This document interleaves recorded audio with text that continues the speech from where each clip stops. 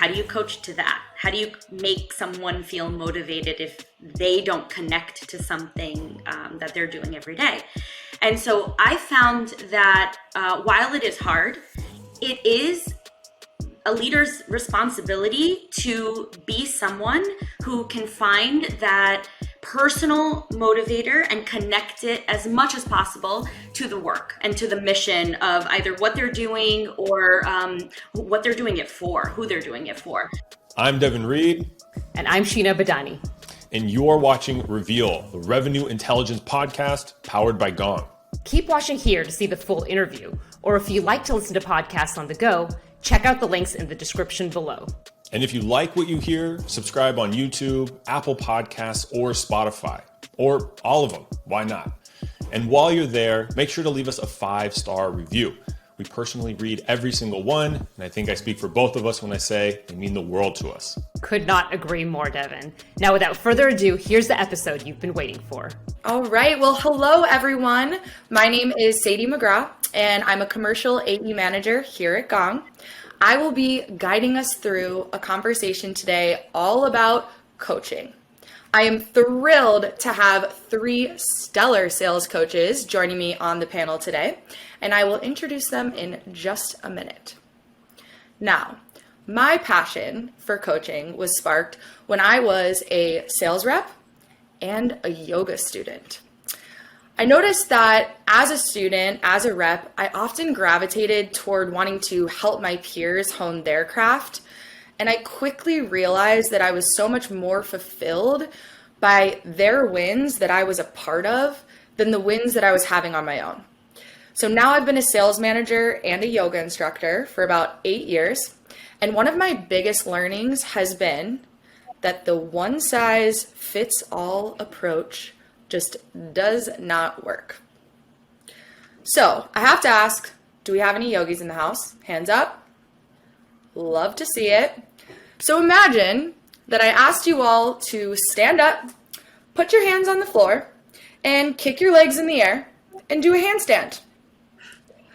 Likely, most of us, myself included, would fall on our faces. And the reason is that we're not all the same.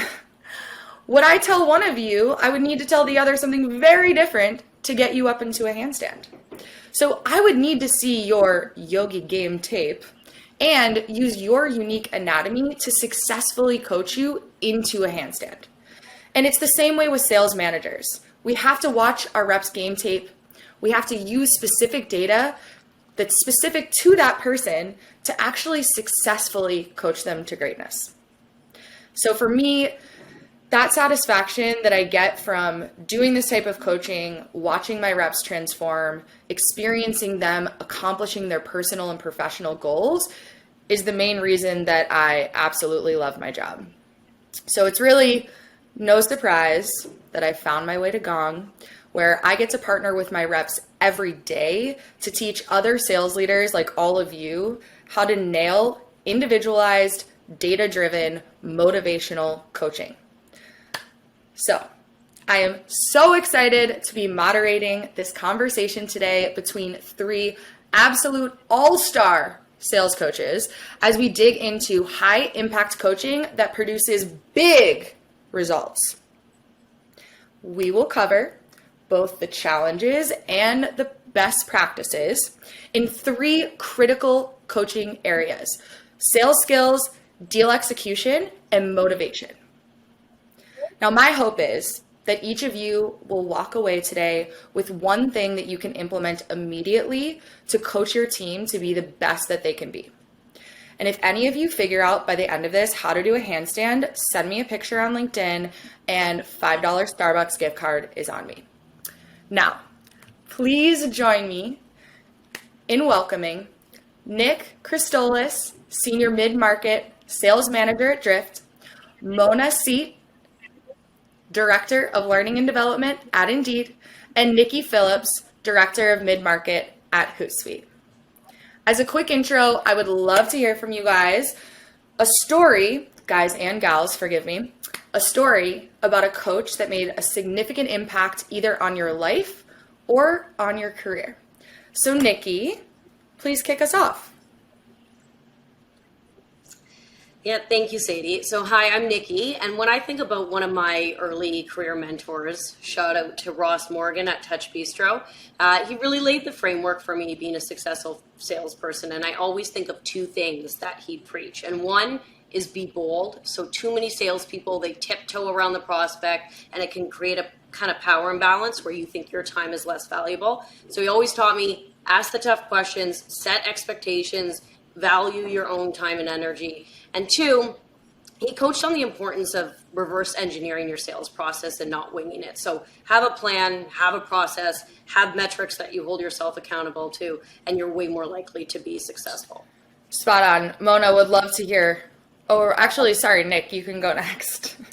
Yeah. Hi, everyone. My name is Nick. I've been in tech for many years, but my love for coaching started long before tech on the football field, actually. I learned that a great coach cares more about the team, but cares more about the success of the individual than anything else. In middle school, my coach actually moved me out of a position I spent my entire life playing, and years later he told me I could have done well in that position, but I lacked the knowledge of other positions to be great. And the whole football thing didn't work out for me as I'm in tech sales now, and to make matters worse, I'm a diehard Raider fan. But nowadays, I try to take that same lesson from my football coach to my sales team and help find their superpowers while still adding to other competencies. Really excited to be here today and hear from the other panelists on their coaching philosophies. Thanks all. Hi, I'm Mona Sate, and I have a little bit of a different story. I really had a life-changing moment from a coach who was actually a fellow coach in training when I was going through and getting my coaching certification. So both of us were going through this program at Columbia. He was my partner that day, and he was supposed to give me feedback on my coaching.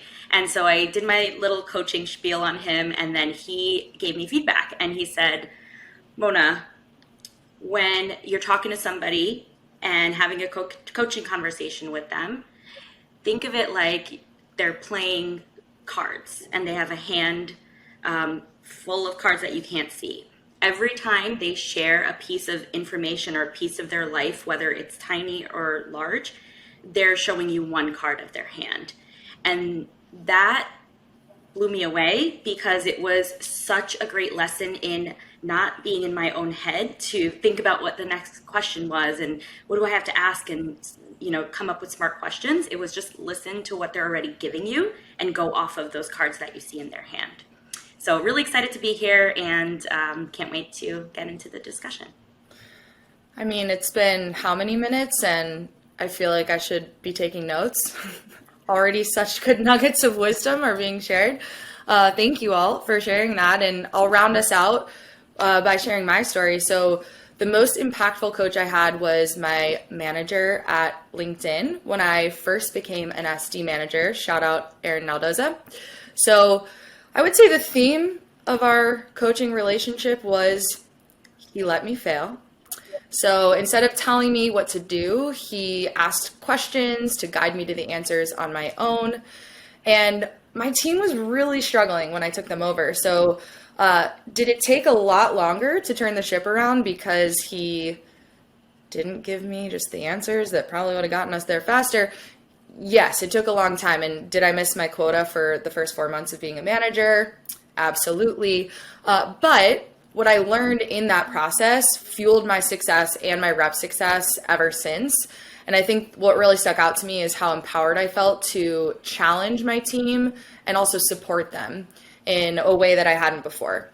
So I think fair to say all of our stories were very different, and each of them had wisdom that you could put on some posters somewhere about what makes an incredible coach. So while we have all been so fortunate, that's not the case for everyone. So I think we all can admit that whether we've worked somewhere or heard the stories, there are a lot of organizations out there that are not coaching effectively, or they don't leverage data to coach. And what ends up happening is that reps are not growing, they're not winning, and if they haven't left yet, there's a very high likelihood that they will. And so when this happens, everyone, including the organization, ends up losing. So no matter which type of organization you work for right now, whether it's coaching is at the forefront of every conversation, or coaching is something you're unsure even of the definition of. We all are sales managers that do this because we want to make our people better and we want to make them more successful. And so what that means is we often find ourselves asking questions like, and this is my favorite one, number one, what do I coach on? Where do I even start? And then you figure that out and you think, well, how do I coach to that? And when do I coach to that? My second favorite question is, Sadie, you keep talking about data. I think we've probably already said it 5 to 10 times, but how do you actually use data to coach versus just relying on your intuition and your experiences? And finally, how do you use coaching to create an environment where people can grow, excel, and take accountability? Whew! So much we could dig into today. We will make the most of our time, and I have great news for you. It is time to hear from our experts, Niki, Nick, and Mona, about how they have risen above these challenges and coach to sales skills, deal execution, and motivation.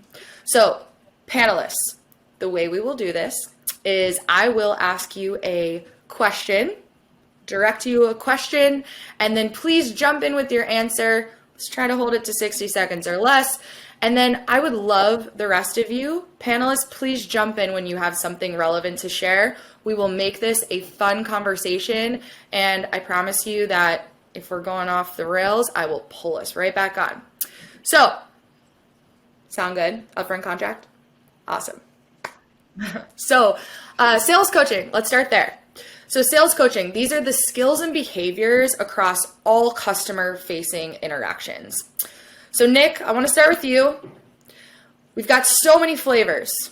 We got different flavors of reps. We got different flavors of data. So I want to start broad. What data do you actually use? And what actions do you take to individualize coaching for your reps? Yeah, I love starting broad. I think that to start with this question, I think there's a balance of art and science, as everybody knows, when it comes to sales. And I'm much more of the art than the science. But I'll go ahead and start with the science. And I think my favorite piece of data is something I pulled from Gong a few months back, and it's number of contacts associated to an opportunity to see how wide we really are on the account. I pretty much learned that if we don't have 4 points of contact on the opportunity, the deal's not closing. Of course, there's going to be the bluebirds that come in where you have 1 or 2 points of contact, they previously used your product, and it closes. But that to me is the single most important piece of data to be able to have a good insight on the deal.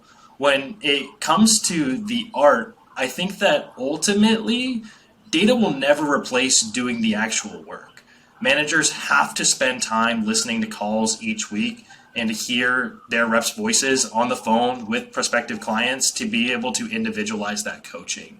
I focus on doing 1 call review per rep per week, and it's the best part of my week because I get to see their performance in the field and then use that content to tailor one-to-one coaching. Remote world, group coaching can be a little bit tough in Zoom. People can hide behind the mute button. But when you get into that one-to-one coaching, that's really how you get reps over their challenges. So well said. And I love that you brought up the number of contacts in a deal, because I'm pretty sure Niki was going to share something about that too. Niki, you want to jump in? Yeah. So, I mean, in the topic of providing feedback to reps, like I'm a very big believer. It has to be timely and specific. And this has to be backed up with data, or else they're not really, going to believe in it. So this is what I love in the insight section of Gong for my team. Right now, it shows that our win rates double when we have 3 or more contacts. So educating reps on why it's critical to have multiple stakeholders engaged and support that with actual data, I find that's very effective. Is there any specific way, Niki, that you, like as you think about delivering feedback, you mentioned the timely piece. Is there any way that you hold your reps accountable to actually implementing that feedback? Like once you've had the conversation, what are your follow-up steps? Data people respect what you inspect. So being consistent every week with measuring the same things, highlighting it, getting that drilled in, I think that that's key.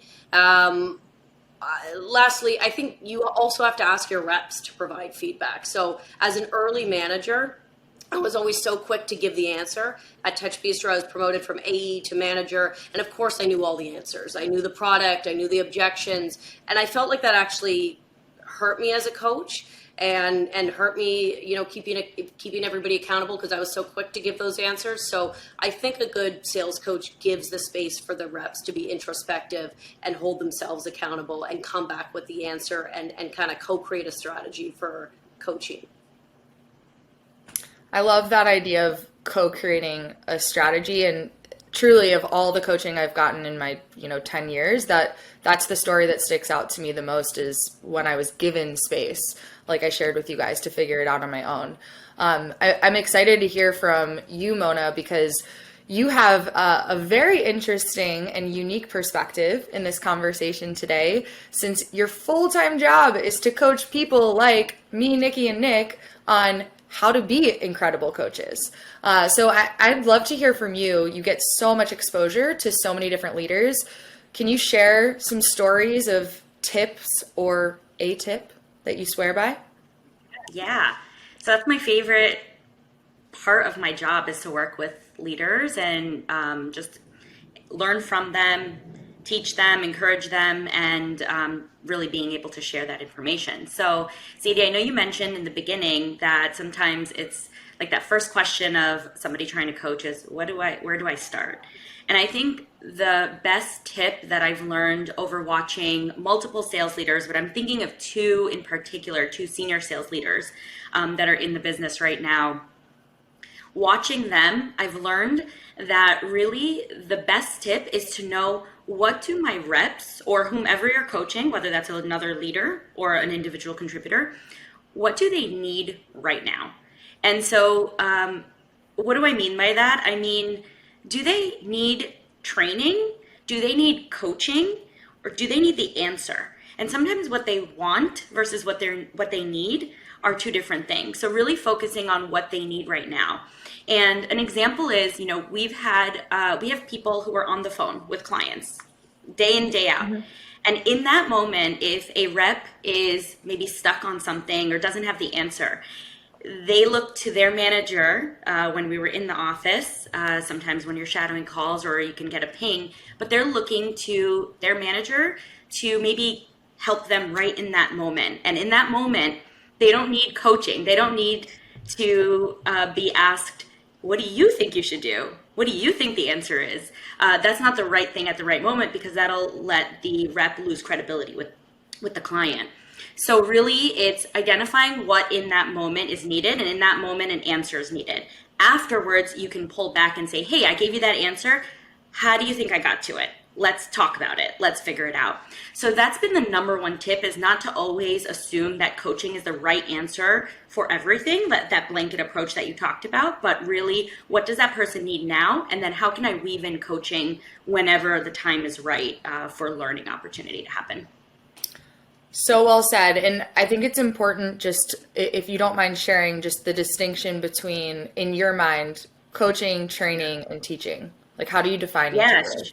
Sure. And they're all kind of intertwined, but I see training as really getting educated on something. So a lot of new hires will need that training. They'll get information on the business, on the products, on the processes. That can also be applied to someone who's new in a new role, a new manager. So we do training for them as well, because we want to teach them some of the foundational pieces of learning that they need to then build on. And then when you think of coaching, it's really asking questions, challenging, getting the person to come to the conclusion on their own, with some of that support where needed from their leader or peers. And so that's the distinction that I see between training, coaching, and then teaching is kind of, I think you could tie that into coaching and say, hey, here's some experiences that I've experienced myself, or that I know this peer of yours has gone through. And let me tell you the story and the situation and what I learned from it. So there's this teaching component where you're kind of getting experience from somebody else as well. Spot on. And I think when I learned that those differentiations between those words as a manager, it completely changed the way that I was approaching my conversations with my reps. So I'd be curious to hear, Niki or Nick, anything come to mind as you think about how you decide when the right moment is to give teaching or coaching or set up a training? Yeah, I can step in. I think Niki and Mona both touched on this, and I think that the most important, in my eyes, a matter of this all is timing. If you get off a tough conversation with a customer and your rep went a route that you thought maybe we shouldn't have gone, it might not be the time to give that coaching moment or slap the hand there. So I think it's the importance of just having an open dialogue with your rep on, like, hey, what do you need in this moment right now? Like, do you need a shoulder to lean on, or do you need to actually break this down and pull up Gong and review this entire call to figure out where we went south? Spot on. Niki, any thoughts? Yeah, Mona, I love what you said, where sometimes people just need the answer, right? And this is where emotional intelligence comes into play and proper people management. And I think you're going to frustrate your reps if you're constantly like, well, what do you think you should do? When sometimes they just need the answer to something. So, it's a case-by-case basis, and you kind of have to read the room and figure out what they want. So true. I got feedback this year of one of my reps saying, hey, you're a great coach, but I need you to just teach me on this one. I don't have time to go down your question rabbit hole. But it's, to your point, you have to have the open conversation, like you said, Nick, and then have the emotional intelligence to understand in that moment what's going to be the right use of that time. So I'd love to transition us. We've talked about the sales skills thus far, so the quality of our reps' customer interactions. I want to transition to deal execution coaching, which is more focused on the quality of the actual sales cycle. So as managers, our job is to spot risk in these deal cycles and then arm our people with strategies that will allow them to address the risk so that they can increase the likelihood of closing the deal. Now, I already have heard some stories from you guys that I'm excited to dive into, which is, Nick, you already mentioned that you actually use Gong to identify risk in your opportunities. So, Niki, I know that you have a ton of people that are reporting to you right now. You have so many priorities to balance.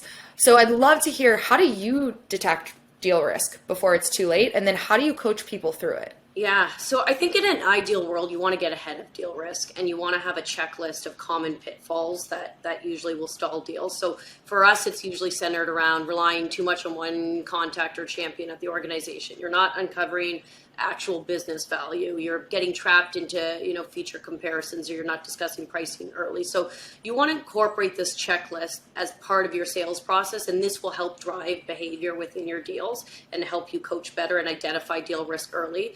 And this is where I find the deal warnings in Gong extremely helpful, because they can flag these risks early, and often reps don't even know that the deal's at risk because they're just like heads down living in the deal. So I love these warnings because they kind of act like an objective third party that say, have we thought about this? So I find that that's very helpful.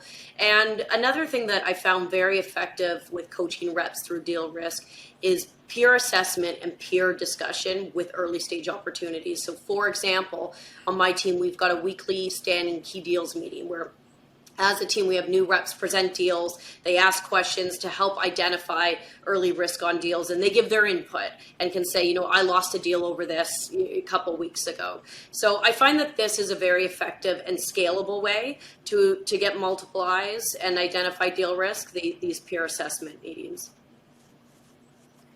I love that, and I'm absolutely stealing it. I think that's such an awesome idea. Nick or Mona, do you guys have anything at Drift or Indeed that's focused on peer-to-peer deal coaching? We have a weekly call review session on Fridays that we go ahead and we actually bring up the call, listen to the entire thing, talk about what might have went south, where we're headed in that direction, and then we'll break it down and say, okay, whoever was in the hot seat, what advice do you have for them going into their next call? What are the 3 to 5 questions they need to ask their quote unquote champion before the conversation? Maybe if it's even an email before the call, what do they need to do to move this forward? And some of those conversations between the peers is better coaching than I could have ever given. I love that. And I have to echo the email between the call. I think that that's one piece that so often gets lost. You know, it can't just be about the calls. It can't just be about the deal cycle and how many people are involved, but like, what are those other things that happen between the conversations that move the needle? And you just brought up a great one, coaching to how you use the time between meetings to actually move the deal forward and get some of those answers. I love that. Mona, how about you? I'll just add that one role that we like to leverage on our sales team is our team lead role, and that's a role between individual contributors and managers. So they're on the path towards management. And so we like to leverage those team leads to really be able to provide that coaching and mentorship and also prep them in, future management roles. So it's a great pipelining tool for those individuals in the role, but it also, you're learning from someone who's done a great job and has continued to perform, and you're still learning from a peer. So there's like this different perspective that reps are getting because they're learning not only from their managers, but from their team leads as well. And then there are a lot of different settings through team meetings, and we have something called Monday morning meetings where we're talking about one topic that the manager brings to the table and allows everybody to share. So whatever it is that's relevant for that team to be talking about that week can come up. And so you can talk about pipeline management, we can talk about new products that are rolling out and what do we need to really make sure we're bringing to the client, et cetera. So we like to leverage a few different aspects of our team and the different meetings that they have.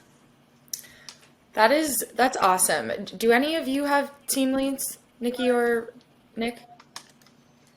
No. You have team leads?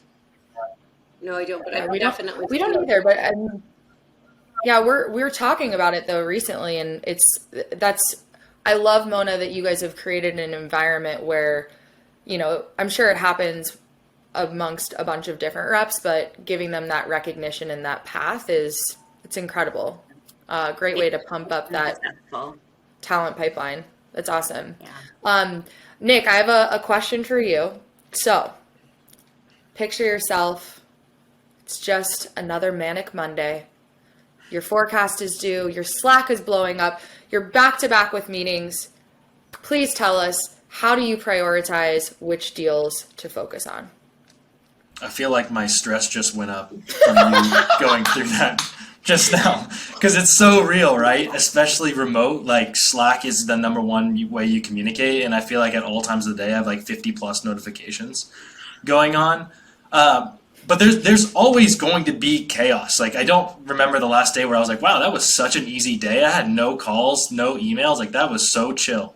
It's always going to happen. So you have to ultimately know your top 3 to 5 deals that are going to get you and your team over your number. Of course, every business is different and some ASPs can range, but everyone has those top opportunities that they have to focus on. We use Clary, so it makes it pretty easy for me to be able to see the opportunities where they're forecasted, the stages.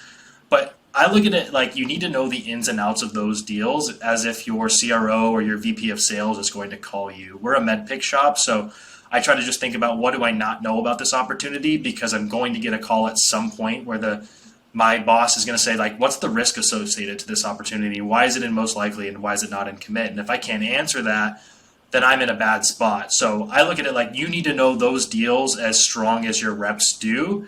And you also should just look in the mirror and check yourself. If you are not on the phone or involved with those top deals, you're probably spending your time in the wrong place.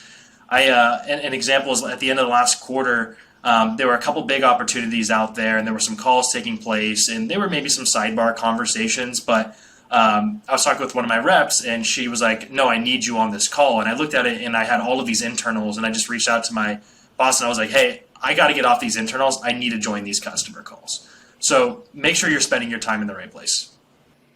That's so true. One thing we've started talking about is, especially working from home, you can't see what everyone else is doing and how they're spending their day. So taking ownership over when you need to say no is so important, whether you're a manager or a rep. But I love that you did that and stood up for what you know was going to have the largest impact on your team's success, which is focusing on these deals. Now, saying no to meetings is one way, but are there any other ways that you hold yourself accountable, Nick, to making sure you're always staying on top of these deals? Yeah, I have a little bit of OCD in me, and so at the end of the day, I kind of go through Clary and I look at each opportunity, and I'm like, what did we do to move these forward? And if I don't know, I either wasn't close enough to my rep that day, or we didn't have a good game plan for that deal to do something to inch that deal to a close. And you do that every day? I do that every day. Time blocked off on the calendar? No, it's just become a habit, but it should be a time block at this point. I mean, for those of us that might be starting that and stealing it from you, we probably will have to start with the time block. But man, that's amazing that you've made it part of your habit every single day. That's awesome. Any other advice?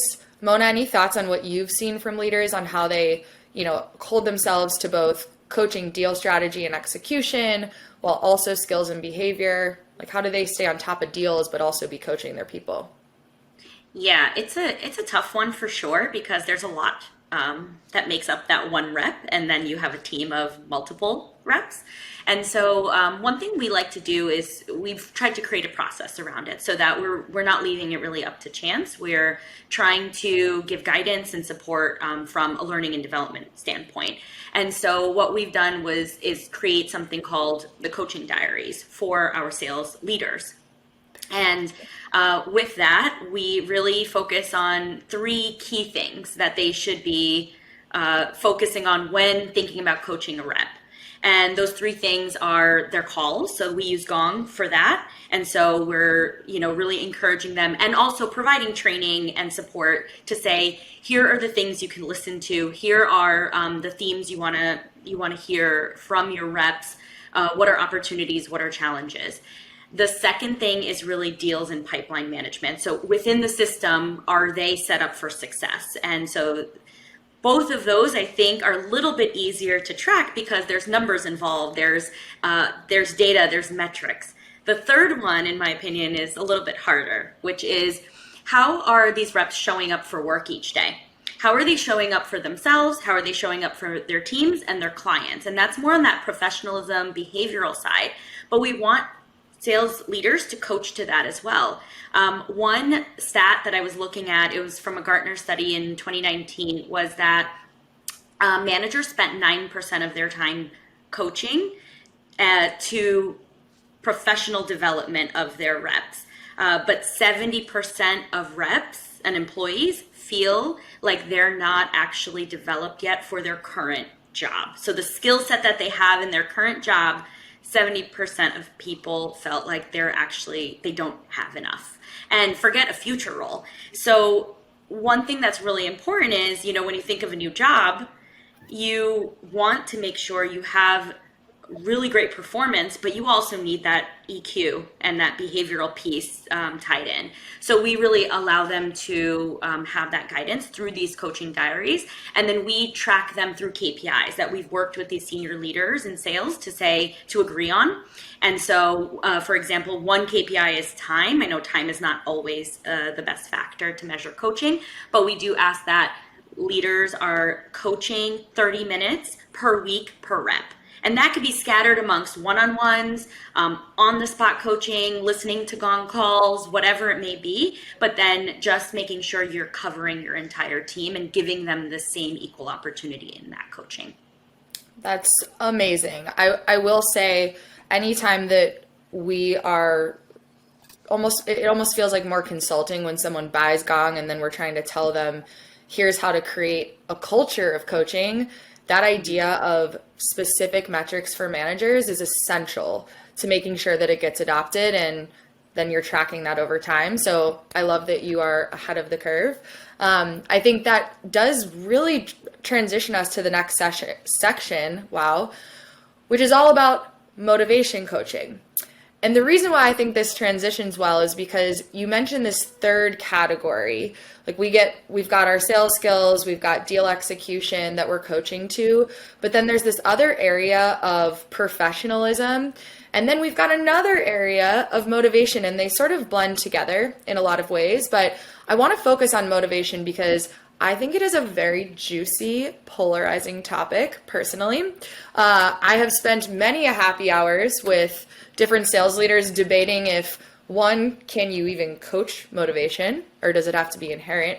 And two, if you can do it, how the heck do you go about it?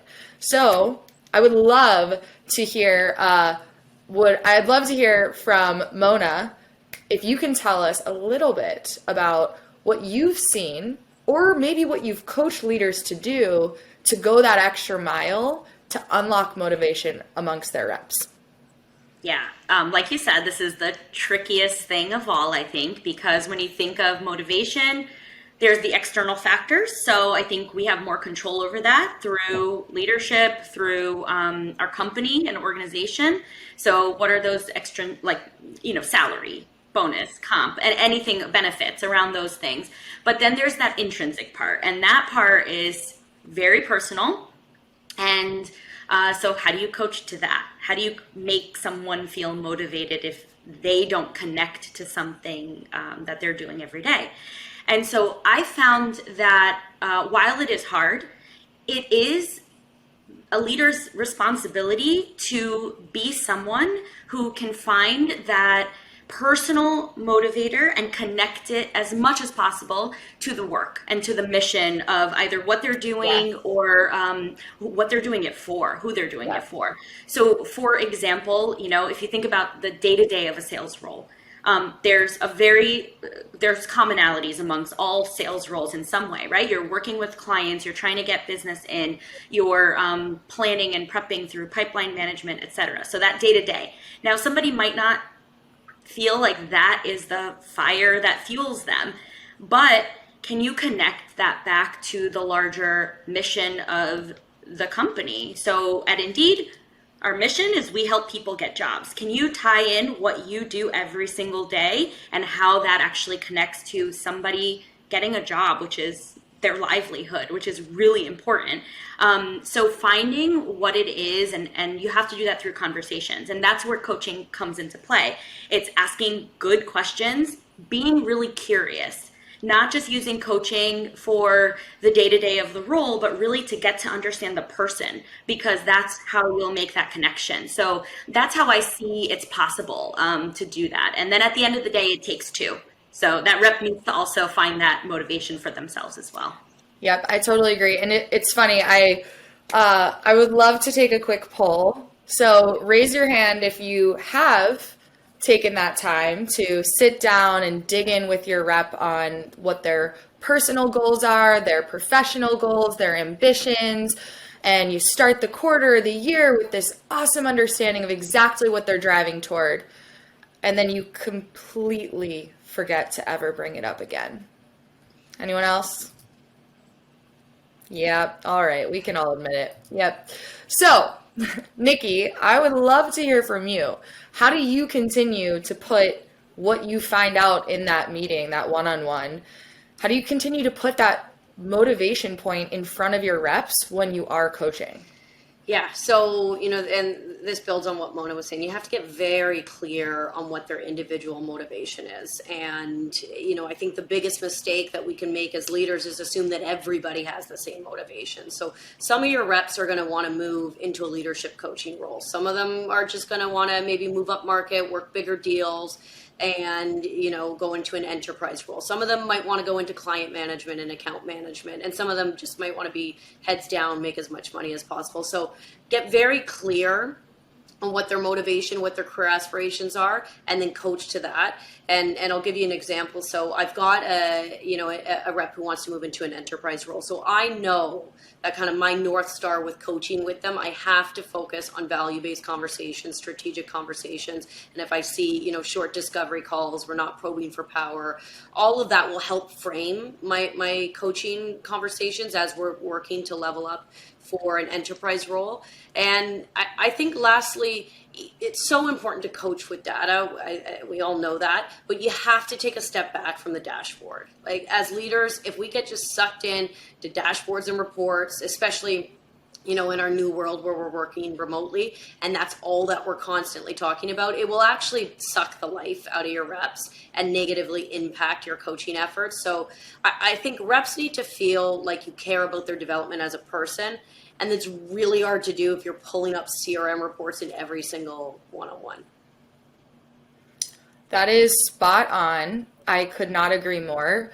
And I think with how fast-paced, like I shared the just another manic Monday of all of the things that we as leaders have due on a daily basis in back-to-back meetings, all of these things, it's so easy to just let that slip to the side. The simple, how are you conversation, and how are we doing at tracking towards these goals that you have to buy a condo or whatever it may be. So I think very well said, Niki. And sadly, we don't have that much more time. So Nick, I've got one last question for you, and then we'll head into a little wrap up. But I must ask. So Nick, we've all heard the stories. Rep dials local pizza place and clicks through automated directory to hit talk time. AE too busy for team meeting, yet first in, last out at happy hour. So how do you detect, ideally before these mishaps, when rep motivation is starting to lower? And then what do you do to address it? Well, Sadie, I think you're crazy to think that reps juice activity metrics. That's never happened before, ever. Never. No, never heard of it. Never done it myself, I swear. Never. No, but on a more serious note, I think that a lot of this comes back on the manager, in my opinion. And I'm not saying that managers cause for burnout, but I think that they can actually help with it. And of course, you can look at reports to check activity levels and go into Gong or Salesforce and read the quality of the emails. But reps are people just like you and I. And I firmly believe that you have to have the walls low enough with your reps to be able to have these types of conversations, and so that they will bring this information to you.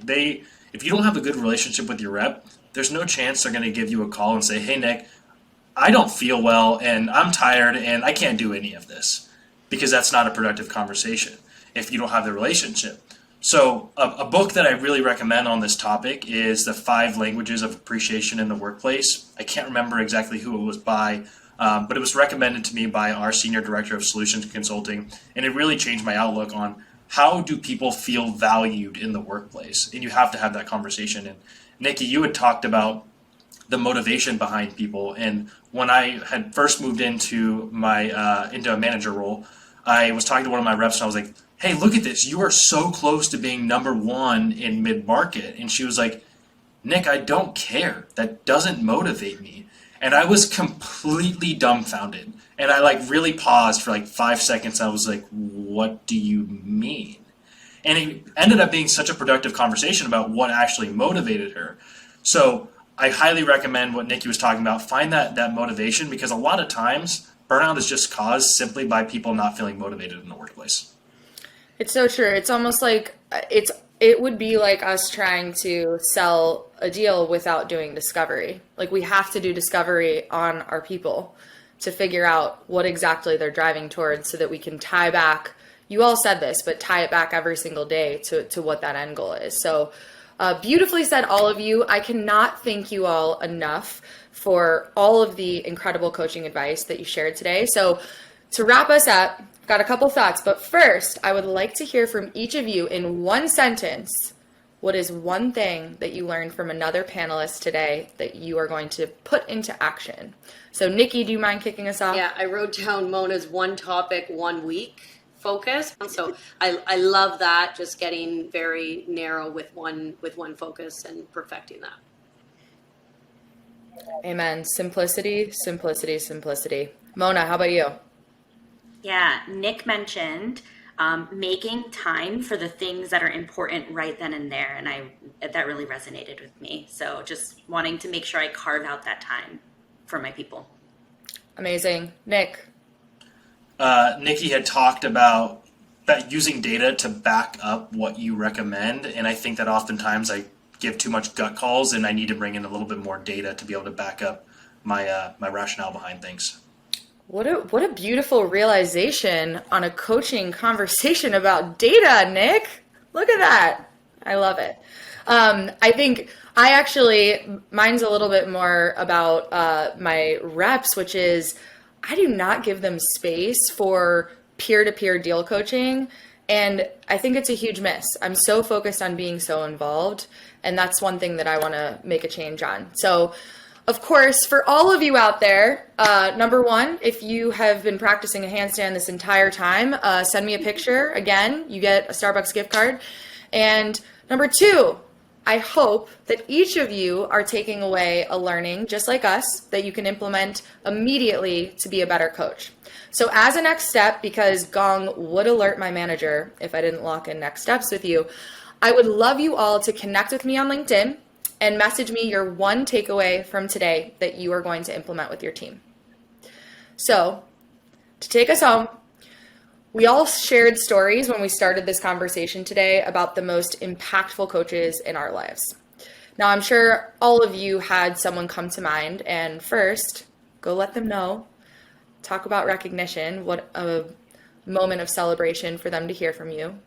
But two, I think it's our opportunity to take advantage of everything that we learned today. And my hope is that if we can put these tactics in place and leverage individualized, data-driven, motivational coaching, that we will actually be the coaches that our reps are talking about 5 years from now. So thank you all so much for joining us, and namaste.